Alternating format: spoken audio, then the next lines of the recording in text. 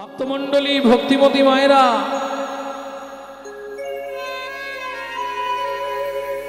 নারদ মুনি কি সত্যি দাসীর পুত্র, পেশনির কুমার? মেনে নেবেন? অনেকটা সময় চলে যাবে, সংক্ষেপে বলে দিই।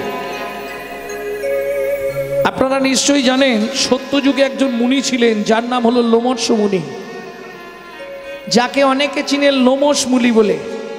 সারা শরীরে লোম। সেই লোমশ মুনি বাড়িতে নারায়ণ শিলার সেবা করতেন প্রত্যেক দিন। ভক্তমণ্ডলী ভক্তিমতী মায়েরা, এক বিধবা মহিলা সেই মন্দিরের সেবা কাজ করতেন। বিধবা মহিলাটির নাম কি? সর্বাণী দেবী।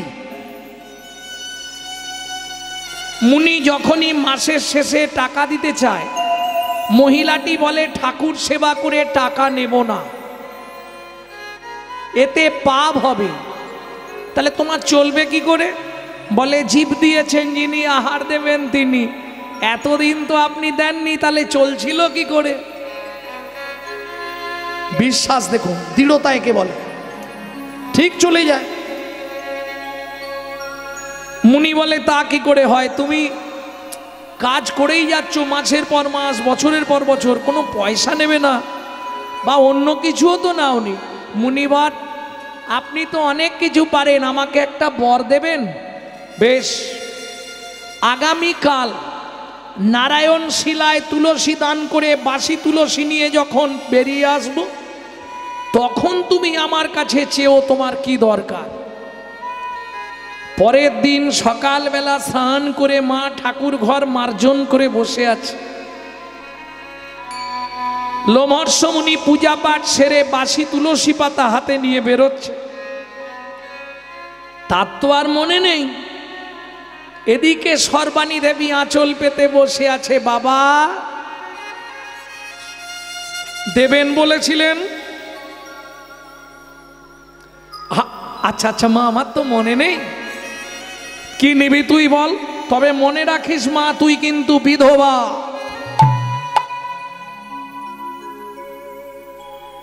তিনবার মুনি মনে করে দিলেন, তাও মা আনন্দে আত্মহারা। মুনি দেবে বলেছে, বাবা কিচ্ছু চাইনি, একটা হরিভক্ত সন্তান আমায় দান করুন। শুনি মাত্র মুনি তবে কাঁপিয়া উঠিল, কাঁপিয়া উঠিল। চাহিলি ওরে মা তুই, কহিতে লাগিল, কহিতে লাগিল। তুই বলছিস আমি দিচ্ছি, আমার যেন দোষ না হয়, তোর ইচ্ছা পূর্ণ হয়ে যাবে। যা। নারায়ণের তুলসী পাতা সর্বাণীর করে দিল, নারায়ণের তুলসী পাতা সর্বাণীর করে দিল। শ্রী হরি বলি সে, শ্রী হরি বলি সেবন করিল। 3 মাস পরে মাতা গর্ভবতী হইল, 3 মাস পরে মাতা গর্ভবতী হইল। অতি দুঃখে জন্মাইল শিশু, দুঃখী নাম রাখিল। অতি দুঃখে জন্মাইল শিশু, দুঃখী নাম রাখিল। ও মায়েরা, দুঃখের সংসারে যদি বাচ্চা জন্মায় তার নাম কি দেওয়া হবে? দুঃখী। এইবার বলি, লোমহর্ষ মুনির আশ্রমে এক সময় ব্রহ্মার 4 ছেলে আসে, সনাত কুমার। কিসের জন্যে? যোগ তত্ত্ব জানবার জন্যে লোমহর্ষ মুনির কাছে। তারা যখন শিক্ষা করতে এলো, ওই ছোট্ট দুঃখীর দায়িত্ব পড়লো তারা যেখানে বসে জপ তপ আহ্নিক তপস্যা করবে সেই জায়গাটা মার্জন করা। দুঃখী কি করে দেখুন, আসন পেতে দেয়। তারা যখন বসে ধ্যান করে, বিপরীত দিকে দুঃখীও বসে ধ্যান করে, শুধু চোখ বন্ধ করে বসে থাকে। এতেই কৃপা হয়ে যায়। যখন তারা সর্বজ্ঞ হয়ে গেল, জেনে গেল সব তত্ত্ব, এইবার তারা যাচ্ছে কোথায়? বদ্রীনারায়ণ। রাত্রিবেলা যখন তারা চলে যায় পিছনে পিছনে 4 বছর 5 বছরের ছেলে দুঃখীও চলে যাচ্ছে। বেশ খানিক দূর গিয়ে বলে, আরে বাচ্চাটা পালিয়ে এসছে রে ওই বাড়ি। এই দুঃখী, তুই কোথায় যাবি? বলে আপনাদের সঙ্গে। না না, হবে না, ফিরে যা, চল চলে যা, বাড়ি যা। তোকে বলিনি, তুই বস, চলে যা বাড়ি, চলে যা। কেন বাড়ি যাব? কেন? তোর মা কেঁদে কেঁদে মরে যাবে, তুই ছাড়া তোর মায়ের কেউ নেই। আচ্ছা বাবাজি, সত্যি কথা একটা বলবে কি? আমি কবে এখানে আসতে পারবো? যেদিন তোর মা মরে যাবে সেদিন চলে আসবি। আমরা বদ্রীনারায়ণেই তোর জন্য অপেক্ষা করব। শুনিয়া ব্রহ্মের বাণী আনন্দিত হয় তখনই, শুনিয়া ব্রহ্মের বাণী আনন্দিত হয় তখনই, ছুটিয়াই আসিল দুঃখী ঘরে, ছুটিয়াই আসিল দুঃখী ঘরে। ও মা, কিরে আমাকে আজ থেকে ডাকবে না কেন? কেন ডাকবো না? কেন? আমি খাবো না, ঘুমাবো না, কিচ্ছু করবো না, আমি ধ্যান করব। মা বলে ওদের সঙ্গে ছিল, আসতে ওই অভ্যাসটা মনে হয় করেছে, যাক ইচ্ছা। লোমর্ষ মুনি বললে ঠিক আছে, ওর ইচ্ছা যখন ধ্যান করবে করুক। 12 দিন বসেছে, 12 দিন আহার নিদ্রা সব বন্ধ। ছোট্ট দুঃখী 12 দিন কাকে ডাকছে? নারায়ণকে। লক্ষ্মী নারায়ণকে বলছে, ওই দেখো কি অবস্থা, বাচ্চা ছেলে, একবার যাও না গো। নারায়ণ এসে দাঁড়িয়েছে, বল দুঃখী কি চাই তোর? ভগবান কি যা চাইবো তুমি দেবে? নিশ্চয়ই দেবো, বল। আমার কাছে থাকলে দেবো। বলে এটা তোমার কাছেই আছে, দাও। কি নিবি বল? ভগবান, ও ভগবান শোনো, কি যা চাইবো দিয়ে দেবে? হ্যাঁ রে দেবো, বল কি নিবি তুই? দাও। আমার মায়ের মৃত্যু দাও গো ঠাকুর, মায়ের মৃত্যু দাও, মায়ের মৃত্যু দাও প্রভু, মায়ের মৃত্যু দাও। আমার মায়া কেড়ে নাও গো হরি, মোহ কেড়ে না। আমার মায়া কেড়ে নাও গো প্রভু, মোহ কেড়ে না। আমার মায়ের মৃত্যু দাও গো হরি, মায়ের মৃত্যু দাও। আমার মায়ের মৃত্যু দাও গো হরি, দুঃখী মৃত্যু দাও। ছি ছি ছি ছি ছি, আমি স্বপ্নেও ভাবি না এবার আমি দিতে পারবো না, আমি চললাম। চলে গেলেন ভগবান নারায়ণ। শুনছে না দুঃখী, দিন রাত কেঁদে যাচ্ছে। আবার দ্বিতীয় দিন ভগবান এলেন, কি নিবি? মায়ের মৃত্যু। তৃতীয় দিন ভগবান এসে ভাবলেন আর কিছু করার নেই, ও যখন চাইছে। বেশ দুঃখী, আজ থেকে 3 রাত্রির মধ্যেই তোর মায়ের মৃত্যু হবে। ওদিকে ধ্যানস্থ ছিলেন লোমশ মুনি, ধ্যান ভেঙে গেল। দুঃখী কি হয়েছে মুনিবর? ছি ছি ছি ছি ছি, এ তুই কি চাইলি দুঃখী নারায়ণের কাছে? আমি ধ্যানে দেখলাম তুই নারায়ণের কাছে তোর মায়ের মৃত্যু চাইলি। মুনিবর, আপনি তো মুনি শ্রেষ্ঠ, আপনি তো মনের কথা বুঝতে পারেন। জগতের মায়া মোহ থাকলে তার তো সাধন ভজন হয় না। আমার মা যে আমার মায়া। কিন্তু দুঃখী, তুই জানিস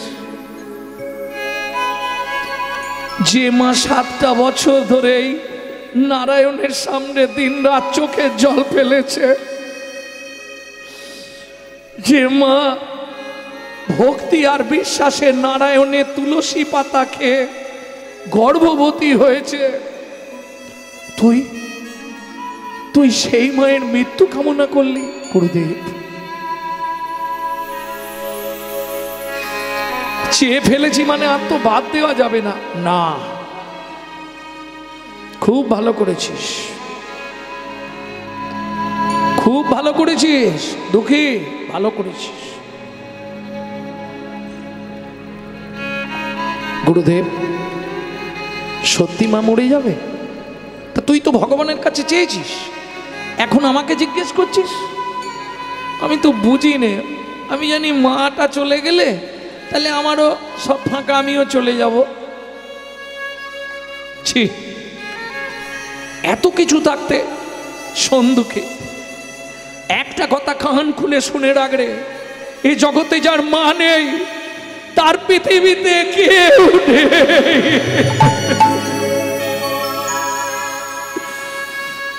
আচার খেয়ে বলল লোমশ মুনির চরণে, ছোট্ট দুঃখী তুমি তো মুনির শ্রেষ্ঠ, তুমি যাই হোক করে মাকে বাঁচিয়ে দেবে। হবে না।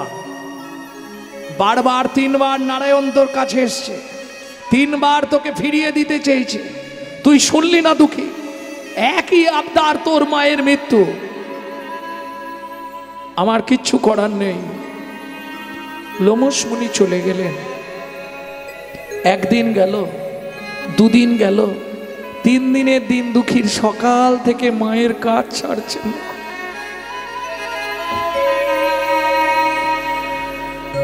মায়ের আঁচলটা সবসময় দুঃখী ধরে আছে। ও মা, মা কি রে, কি হয়েছে তো? তুই শুধু কাঁদছিস কেন?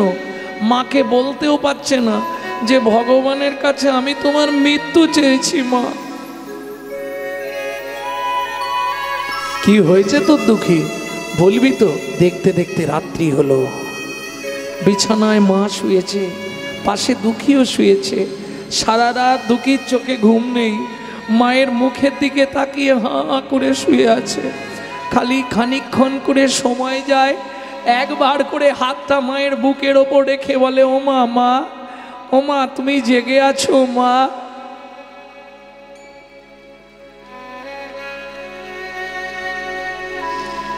ভগবান, আমি তো ভুল করে চেয়ে ফেলেছি, তুমি মায়ের মৃত্যু দিও না।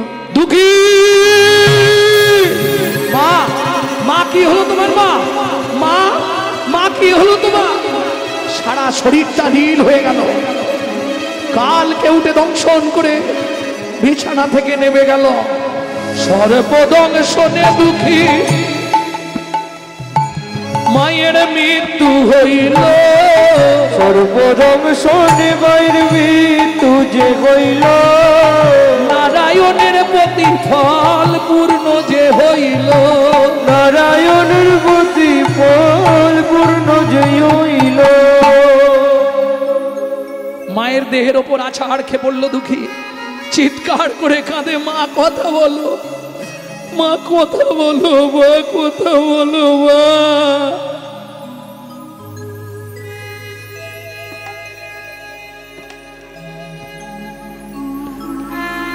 পাড়ার লোকেরা সবাই মিলে সাপে কাটা রোগী গঙ্গায় কলার ভেলা করে ভাসিয়ে দিল।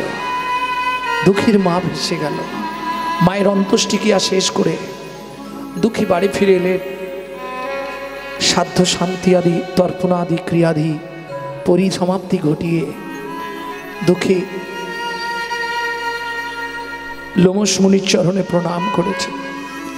গুরুদেব, আমি আসছি। কোথা যাবি তুই? আমি সাধনা করব। হবে না। যে ছেলে ভগবানের কাছে মায়ের মৃত্যু কামনা করে সে কোনোদিন কোনো সাধনায় সিদ্ধি লাভ করতে পারবে না। গুরুদেব,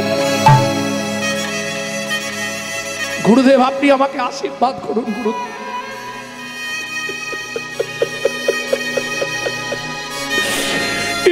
আপনি কি বলবেন? গুরুদেব, যে পুত্র মায়ের মৃত্যু কামনা করে সে কোনোদিন সাধনায় সিদ্ধি লাভ হবে না।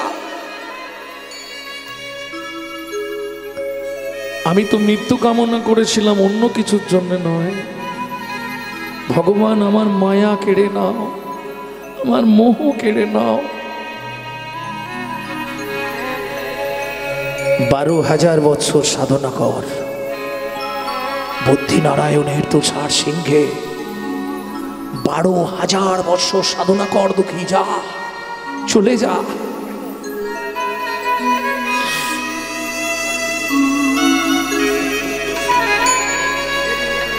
লোমর্ষ মুনির চরণে প্রণাম করে দুঃখী চলল বুদ্ধি নারায়ণ। আপন মনে দুঃখী চলল বুদ্ধি নারায়ণ।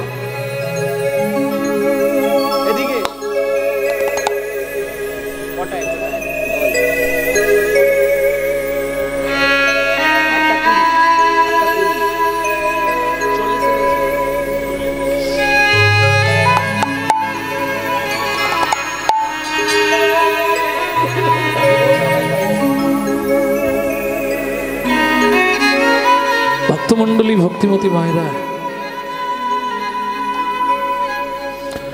বদ্রীনারায়ণের তুষার সিংহে এসে যতবার ধ্যানে মগ্ন হয়ে যায় ততবার একবার করে যেন মা এসে বলে, দুঃখী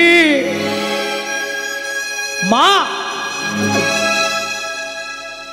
এ কি হচ্ছে, আমার ধ্যান করতে পারছি না।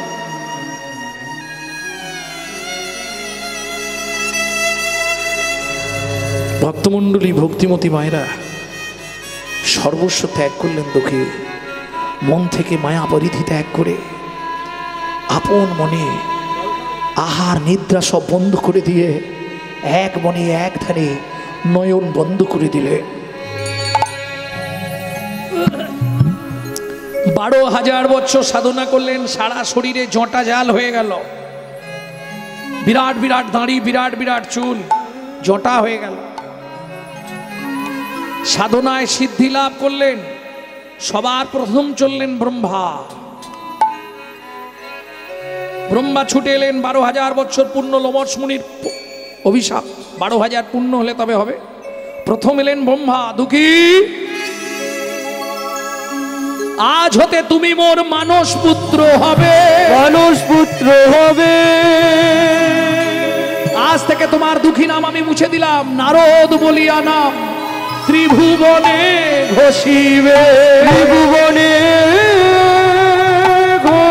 ঘোষিবে।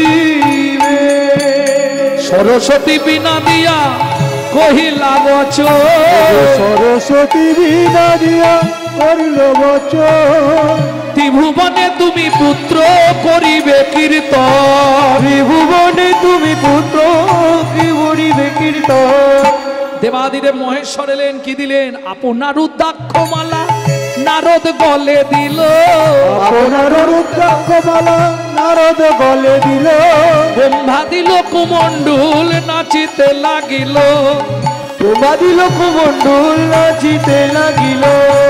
সমস্ত দেবতাগণ দুঃখীকে সাজিয়ে দিলেন, আর দুঃখী নাম নেই। সেদিন থেকে নাম হয়েছিল নারদ মুনি। বুঝে নিলেন? এইবার চলুন, নারদের অভিশাপ ছিল কাদের প্রতি? চন্দ্রকান্ত আর হেমকান্তা। মৃত্যুর পর তারা নিষাদকুলে জন্মালো, স্বামী স্ত্রী, নাম হলো সবর সবরী। একটা ছেলে হলো গুহক। রামচন্দ্রের সঙ্গে বন্ধুত্ব হলো। কি করে বন্ধুত্ব সেটাও বলি। ত্রেতা যুগে রাম 14 বছর বনে গিয়েছিল না, সবাই জানো। একদিন গভীর অরণ্যে রাম আটকে গেছে, জল পাচ্ছে না কোথাও, মরুভূমি। এখানে কেউ আছো? আমাকে একটু জল দেবে?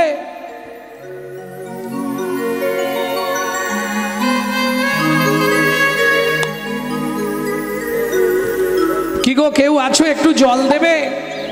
সেই সময় সবরী মায়ের ছেলে মাথায় করে কাঠের বোঝা নিয়ে জঙ্গল থেকে ফিরছে। ওই কাঠ জাল দিয়ে রান্না হবে। এই যে ও লোকটা, দাঁড়াও, এখানে কোথাও জল নেই গো।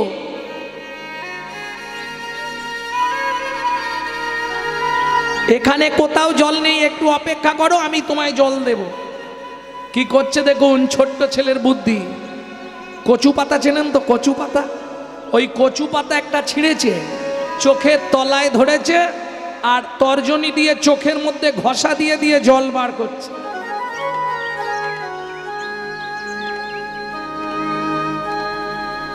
লুকিয়ে তোমার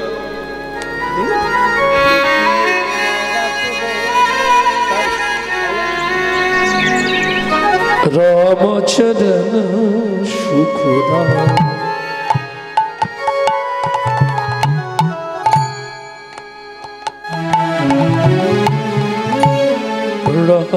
चरण सुखदाई भजो